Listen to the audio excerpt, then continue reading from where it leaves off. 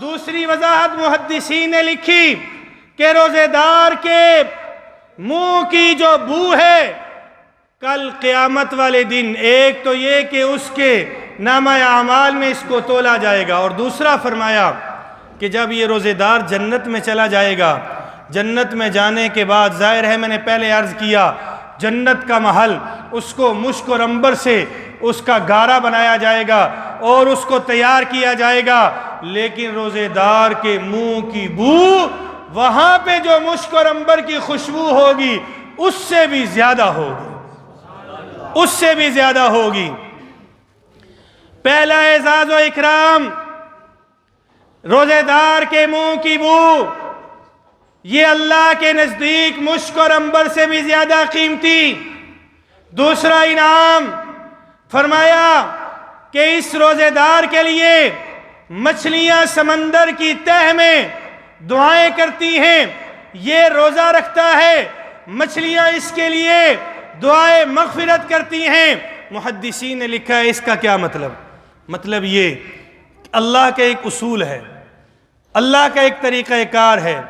اللہ بندوں میں سے جب کسی بندے سے محبت کرتے ہیں تو اللہ سب سے پہلے ملائے اعلیٰ میں جو فرشتے ہیں ان فرشتوں کو حکم دیتے ہیں میں نے فلاں بندے کو اپنا محبوب بنا لیا، میں اس سے محبت کرتا ہوں، تم بھی اس سے محبت کرو۔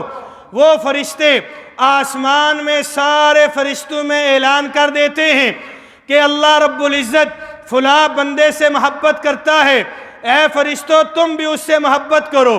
آسمان والے فرشتے زمین والے فرشتوں میں اعلان کر دیتے ہیں، اے فرشتوں زمین والو، اللہ فلاں بندے سے محبت کرتا ہے، تم بھی اس سے محبت کرو۔ علماء نے لکھا ہے پھر زمین والے فرشتے مخلوقات میں اعلان کر دیتے ہیں، لہٰذا چرند پرند اور ساری مخلوقات کے اندر اس انسان کی محبت آ جاتی ہے، جیسے حضرات صحابہ کرام کی محبت اللہ نے ان چرند پرند کے دلوں میں ڈال دی، پہلے فرشتوں کے دلوں میں آئی، پھر اس کے بعد انسانوں کے اور ساری مخلوقات کے دلوں میں آئی۔ اللہ اکبر! اللہ جب کسی کو اپنا محبوب بناتے ہیں، جب کسی سے محبت کرتے ہیں، یوں اللہ رب العزت فرشتوں کے ذریعے اعلان فرما دیتے ہیں، اور پھر اس کے لیے ساری کائنات کے چرند پرند، حیوانات، نباتات، جوادات سارے کے سارے محبت کرنے لگ جاتے ہیں اور اپنے دل میں اس کے لیے محبت پیدا کر لیتے ہیں، اور پھر اس کے لیے دعائے مغفرت ہوتی ہے۔ ظاہر ہے جو زمین کے اوپر رہنے والی مخلوقات ہیں وہ بھی دعا کرتی ہیں، جو آسمان اور زمین کے درمیان مخلوقات ہیں وہ بھی دعا کرتی ہیں، اور پھر آخری درجے میں جو زمین کے نیچے تہوں میں جو مخلوقات ہیں وہ بھی اس کے لیے دعا کرتی ہیں۔ فرمایا اس حدیث سے یہ پتہ چلتا ہے جو رمضان کے روزے خالصتاً اللہ کی خوشنودی کے لیے رکھے، اللہ رب العزت اس کے لیے پھر مچھلیوں کو یہ آخری درجے میں پہلے سارے انسانوں کے دلوں میں اس کے لیے محبت آ جاتی ہے۔ یہی وجہ ہے کہ آپ دیکھ لیجئے کافر بھی رمضان کے اندر مسلمانوں سے اچھا برتاؤ کرتے ہیں، بیرون ممالک کے اندر دیکھ لیجئے وہاں پہ ایک دوسرے کا خیال رکھا جاتا ہے اور کہا جاتا ہے یہ مسلمان روزے سے ہے۔ میرے بھائیوں اگر ہم روزہ اللہ کی رضا کے لیے رکھیں گے تو یقیناً جہاں اللہ انسانوں کے دلوں میں ہماری محبت پیدا فرمائیں گے وہاں اللہ رب العزت باقی مخلوقات کے دلوں میں بھی میری اور آپ کی محبت کو پیدا فرمائیں گے۔ اس کا آخری درجہ یہ ہے کہ اللہ رب العزت سمندر کے اندر رہنے والی مچھلیوں کے دلوں میں بھی ہماری محبت ڈال دیں گے، اور وہ مچھلیاں پھر ہمارے لیے دعائے مغفرت کریں گی۔ تیسرا اعزاز فرمایا سرکش شیاطین کو رمضان کے اس بابرکت مہینے میں میری امت کے ساتھ یہ خاص ہے کہ سرکش شیاطین کو جکڑ دیا جاتا ہے۔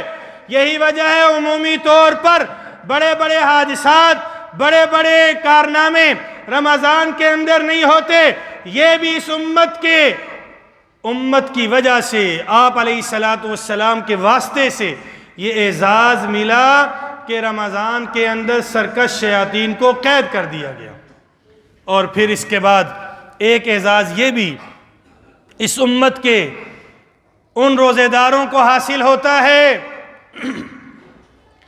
کہ آپ علیہ السلام نے فرمایا جنت کو روزانہ اس کے لیے آراستہ اور پراستہ کیا جاتا ہے، روزانہ اس کو سجایا جاتا ہے، اور اللہ رب العزت فرماتے ہیں اے میری جنت تیار رہ، ان قریب میرا یہ بندہ جس نے میرے لیے روزہ رکھا یہ تیرے اندر آنے والا ہے۔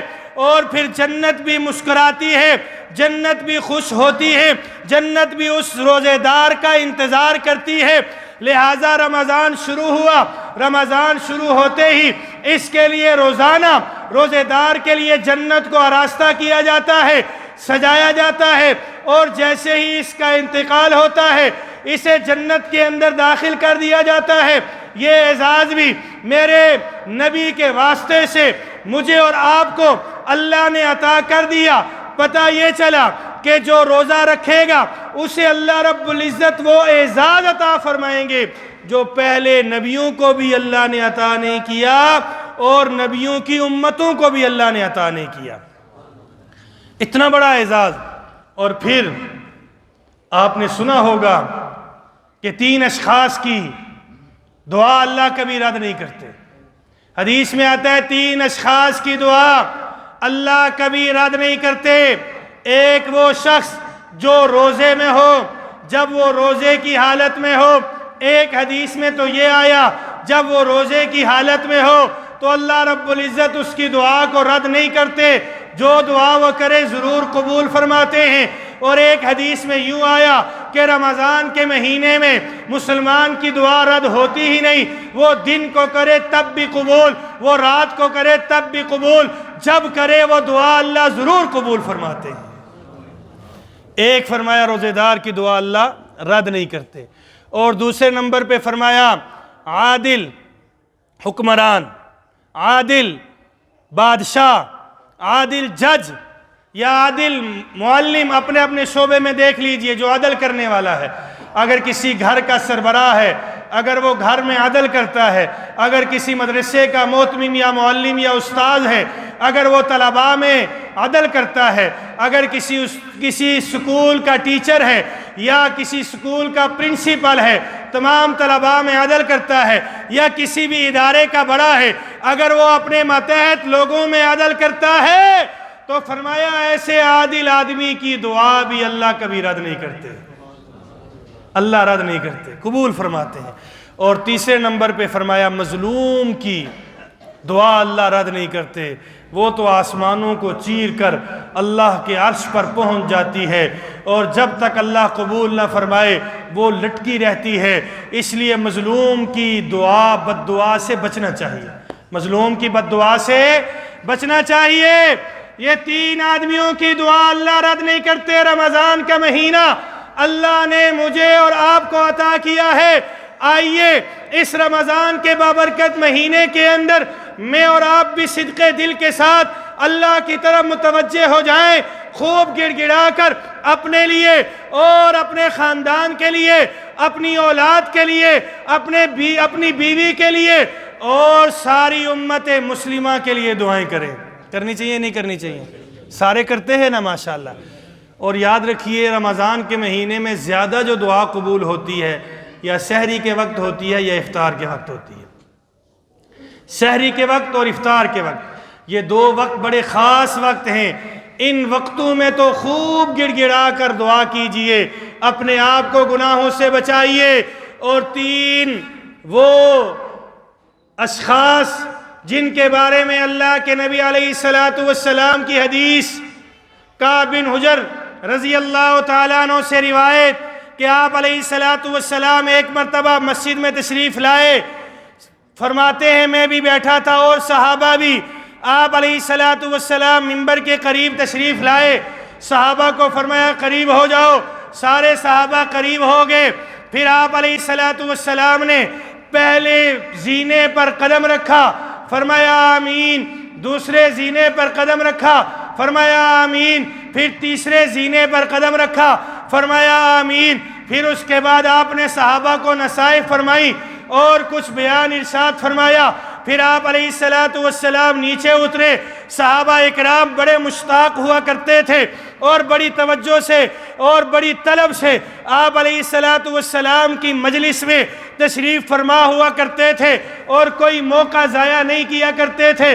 فوراً عرض کرنے لگے، یا رسول اللہ، آج تو آپ نے وہ عمل کیا کہ آج سے پہلے ایسا عمل آپ نے کبھی نہیں کیا، آج سے پہلے کبھی ہم نے یہ نہیں دیکھا کہ آپ نے پہلے زینے پر قدم رکھا ہو، آمین کہا ہو، دوسرے پر تیسرے پر قدم رکھا ہو، آمین کہا ہو۔ یا رسول اللہ ذرا بتا تو دیجئے آج آپ نے آمین کیوں کہا؟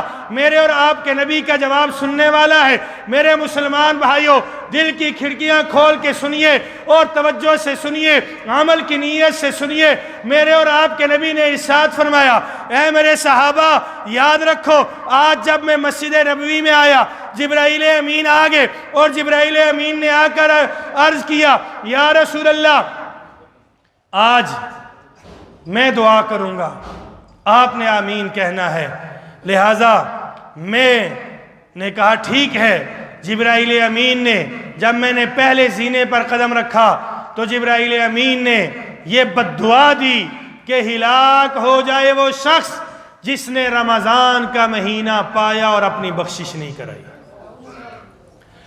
ہلاک ہو جائے وہ شخص جس نے رمضان کا مہینہ پایا اور اپنی بخشش نہیں کرائی۔ یہ بد دعا دینے والے جبرائیل امین، جو سارے ملائکہ اور فرشتوں کے سردار، جو سارے نبیوں کے پاس اللہ کا پیغام لے کر آنے والے، جن کا ذکر اللہ نے قرآن میں فرشتوں کے ساتھ بھی کیا، فرشتوں سے علادہ بھی کیا، اور جن کی جو میرے اور آپ کے نبی کے اوپر بھی قرآن لے کر نازل ہوئے، وہ جبرائیل امین آج بد دعا کر رہے ہیں۔ اور آمین کہنے والے میرے اور آپ کے نبی ہیں، جو سارے نبیوں کے سردار ہیں، جو اللہ کے مقرب ترین ہیں، جو اللہ کے لاڈلے اور محبوب ہیں، وہ آمین کہہ رہے ہیں۔ ذرا غور تو کیجئے، یہ بد دعا قبول ہوگی یا نہیں ہوگی؟ ہوگی، ہو گئی۔ لہٰذا میں اور آپ ذرا غور کریں، ایک عشرہ گزر چکا ہے، 20 دن باقی ہیں یا 19 دن باقی ہیں۔ خدا کے لیے رمضان میں جو کمیاں کوتاہیاں ہوئیں اس پر سچے دل سے نادم ہوں، توبہ کریں، اور رمضان کے اس بابرکت باسعادت مہینے میں جب کہ اللہ کی رحمت بے شمار انداز سے ہماری طرف متوجہ ہے، ہم اللہ کی رحمت کے حصول کے لیے کوشش کریں، اپنے آپ کو گناہوں سے بچائیں، اپنے آپ کو اللہ کی نافرمانی والے کاموں سے بچائیں، اپنے آپ کو اللہ کی عبادت، مخلوق خدا اور اللہ کے حق پورے کرنے میں اور مخلوق خدا کی خدمت میں اپنے آپ کو صرف کریں۔ یقیناً اس میں بہت مزہ بھی ہے اور جنت بھی ہے، اللہ کی رضا بھی ہے۔ پھر میرے اور آپ کے نبی نے ارشاد فرمایا، جب میں نے دوسرے زینے پر دوسری سیڑھی پر قدم رکھا تو پھر میں نے آمین کہا، اس لیے کہ جبرائیل امین نے بد دعا دی، ہلاک ہو جائے وہ شخص جس کے سامنے میرا نام نامی اس میں گرامی آ جائے اور وہ مجھ پر درود نہ بھیجے۔ سب پڑھیں صلی اللہ علیہ وآلہ وسلم۔ علماء نے لکھا ہے کہ مجلس کے اندر اگر اللہ کے نبی علیہ السلام کا نام نامی اس میں گرامی اگر ایک مرتبہ آئے تو درود شریف پڑھنا واجب ہے، اور اگر بار بار آئے تو جتنی مرتبہ پڑھیں گے یہ مستحب ہے، پڑھنا چاہیے، اس لیے کہ من صلی علیہ واحدۃ صلی اللہ علیہ عشرہ، جو اللہ کے نبی کے اوپر ایک مرتبہ درود شریف پڑھتا ہے اللہ کی طرف سے 10 رحمتیں اس کے اوپر نازل ہوتی ہیں۔ سارے ذرا پیار سے پڑھیں تاکہ مجھے بھی ثواب ملے، صلی اللہ علیہ وآلہ وسلم۔ یہ ایک چھوٹا سا درود شریف ہے، اس کے اندر صلات بھی ہے اور سلام بھی ہے، درود بھی ہے، سلام بھی ہے۔ اس کو آپ اپنا اوڑھنا بچھونا بنا لیں، آپ کے دنیا کے سارے کام، سارے مسئلے انشاءاللہ اللہ حل کریں گے، لیکن شرط یہ ہے کہ وظائف کے ساتھ ساتھ اللہ کے حق بھی پورے کریں، بندوں کے حق بھی پورے کریں۔ یہ نہیں کہ وظیفہ پڑھ رہے ہیں اور نماز کی پرواہ ہی نہیں اور اللہ کے احکامات کی پرواہ ہی نہیں، ایسے نہیں ہوگا۔ نماز بھی پڑھیں، اپنے آپ کو گناہوں سے بھی بچائیں، اللہ کے احکامات بھی پورے کریں، اور ساتھ درود شریف ایک یہ وظیفہ، بس اس کو اپنا اوڑھنا بچھونا بنا لیں۔ رب کعبہ کی قسم کھا کے کہتا ہوں میں نے بے شمار لوگوں کو بتایا، اللہ نے ان کے سارے مسئلوں کو حل کر دیا، اس لیے کہ حدیث سے ثابت ہے۔ اب وقت نہیں کہ میں اس کو کھولوں۔ وہ صحابی رسول جو آئے تھے، یا رسول اللہ کتنا حصہ آپ کے لیے دعائیں؟ آخر میں اللہ کے نبی نے فرمایا ساری دعائیں چھوڑو، صرف درود شریف پڑھتے رہو۔ یا رسول اللہ کیا ہوگا؟ فرمایا تم درود شریف پڑھو، اللہ رب العزت تمہارے سارے کاموں کو حل کر دیں گے، سارے مسئلے حل ہو جائیں گے۔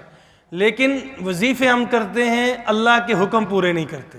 سب سے پہلے اللہ کے حکم ہیں، سب سے پہلے اللہ کے حکم ہیں، وہ پورے کریں اور پھر وظیفہ پڑھیں، انشاءاللہ فائدہ ہوگا۔ اسی لیے فرمایا جس کے سامنے میرا نام نامی اس میں گرامی آ جائے اور وہ درود شریف نہ پڑھے، وہ بھی اس کی ہلاکت کی بد دعا بھی کس نے کی ہے؟ جبرائیل امین نے۔ اور آمین کہنے والا کون ہے؟ میرے اور آپ کے پیارے نبی ہیں صلی اللہ علیہ وآلہ وسلم۔ اور تیسرے نمبر پر ارشاد فرمایا کہ جبرائیل امین آئے، اور جب میں نے تیسری سیڑھی پر قدم رکھا، تیسرے زینے پر قدم رکھا، جبرائیل امین نے بد دعا دی، ہلاک ہو جائے وہ شخص جس کے والدین دونوں یا والدین میں سے کوئی ایک بوڑھا ہو جائے اور وہ اس کی خدمت نہ کرے۔ ہلاک ہو جائے وہ شخص جس کے سامنے اس کے والدین دونوں یا والدین میں سے کوئی ایک بڑھاپے میں پہنچے اور یہ ان کی خدمت نہ کرے۔